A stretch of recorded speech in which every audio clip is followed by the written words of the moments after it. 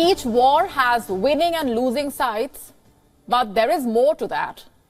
While some countries become collateral damage of the warring sides, others may reap unexpected benefits.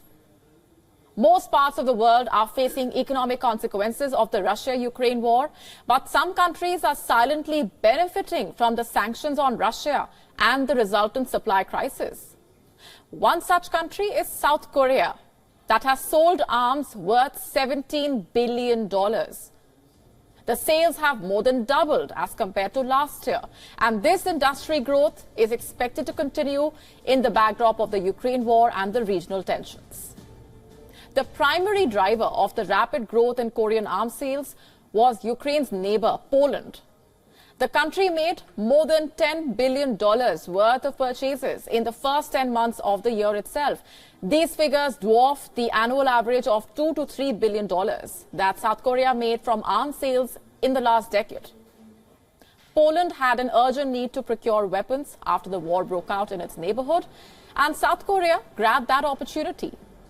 Only a few countries can produce armaments on such short notice, and those who do, like the advanced European countries, have different priorities, and this gave South Korea the edge over its competitors, leading to such exponential growth in the arms sector.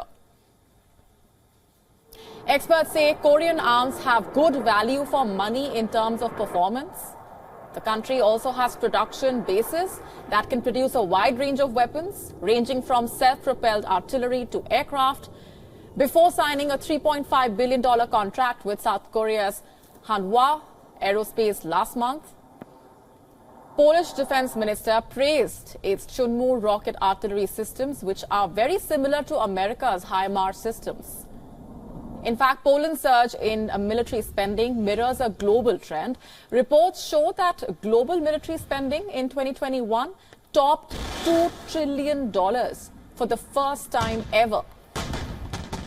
And the South Korean arms industry is benefiting from the increased defense spending across the world amid the rising tensions due to the war. Apart from arms, electronic exports from South Korea are also expected to show an upward trend. In 2021, the export value of electric components from the country reached about $1.65 billion. And this could increase to $1.78 billion this year. Another country that's been accused of making profits from the Russia-Ukraine war is Norway. The Scandinavian country has replaced Russia and become the European Union's leading natural gas supplier. You remember the explosions that damaged Russia's Nord Stream pipelines? They did not lead to a supply crisis because the EU had cut its reliance on Russian gas. In fact, it was celebrating a pipeline from Norway to Poland the same week. Countries are counting on Norwegian fuel to get them through the winter months and to help fill their stocks for the years ahead. The fallout from the war seems to be making Norway richer. The country expects to bring in about $109 billion from the petroleum sector this year, which is over $80 billion more as compared to last year. And as also exports fuel to Europe, it is facing pointed criticism. Europe says its windfall oil and gas revenues amount to war profiteering. Critics call the energy income obscene. Poland has urged Norway to share its huge profit with Ukraine, accusing the country of indirectly preying on the conflict. While it is said that nothing good ever comes out of war, some countries are trying their best to prove this wrong, at least economically.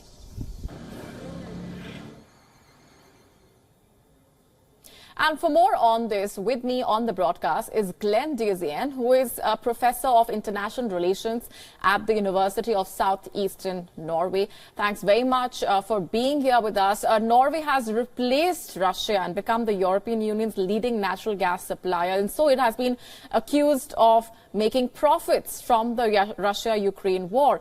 How do you respond to that?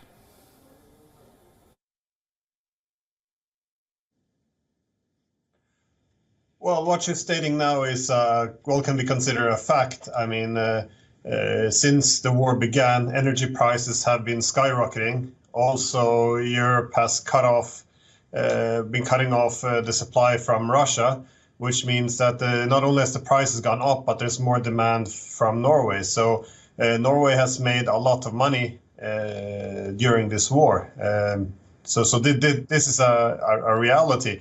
And well, there has been many countries give it, I think especially Poland, also Ukraine, if I'm not mistaken, who has argued that Norway should share some of this money. Now that would be a political question, but whether or not Norway has made money from this war, yes, I would say definitely, simply because that's the product we export. Right, and Norway has been criticized for making those profits. The critics have been calling this energy income obscene. Poland, for that matter, urging Norway to share those huge profits with Ukraine. Should that be happening, according to you? And what does this make Norway's reputation look like? Does it make Norway look bad when it comes to making profits from a conflict?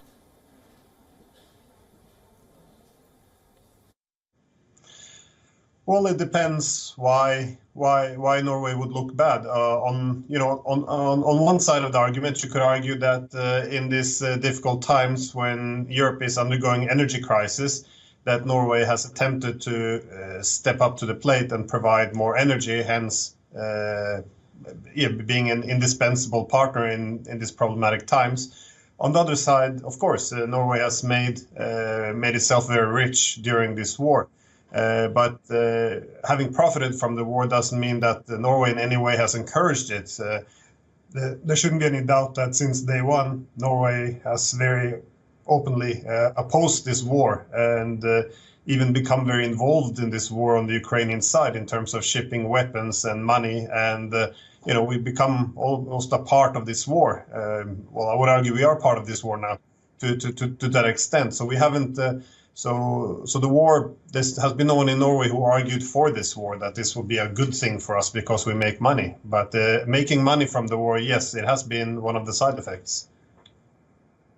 And South Korea, for that matter, has benefited as well. It has sold arms worth $17 billion. The sales have doubled as compared to last year. What do you make of that?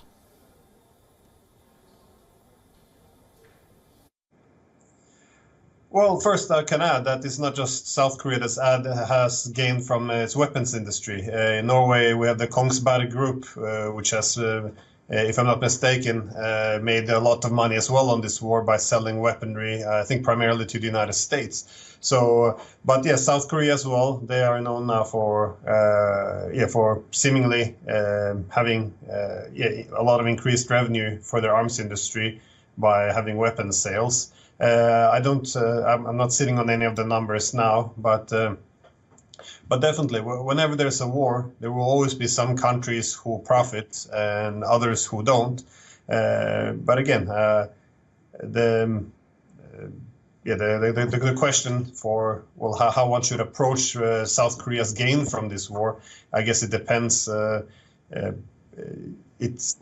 don't think anyone argues that South Korea has been pushing for this war or wanting it, but definitely, yes, they've been making money of this war as well. So this is an interesting question about morals. And just as a last point, this is an issue also which has appeared in the Norwegian media a lot. Is it morally wrong that we have made so much money of this war? If so, should we share it? So this is it is a real question which is being addressed. Which, of course, takes into account politics, economics, as well as morality. All right, we're leaving it there for the moment. Thanks very much for being here on the broadcast and sharing those perspectives. WION now available in your country. Download the app now. Get all the news on the move.